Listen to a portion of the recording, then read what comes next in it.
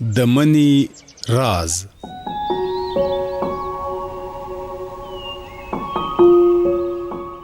منی راځي لکه یو خاموش شاعر چې د طبیعت پر پاڼو خپل شعرونه لیکي.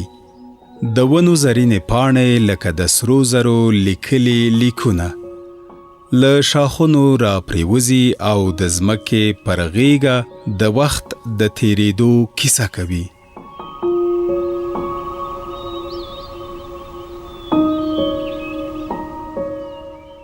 په مني کې هوا یو ډول ژور فکر لري، لکه یو زوړ حکیم چې د ژوند د فلسفې ځینې رازونه پټوي.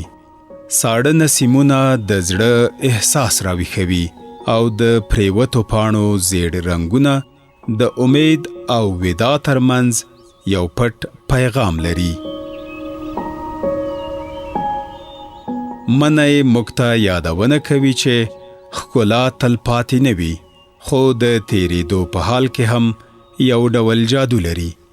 لکه څنګه چې پاڼې له ونو جلا کیږي، انسان هم باید له ځینو شیانو لاس واخلي تر څو یې د ژوند نوی څپرکی پیل او بدلون ومومي.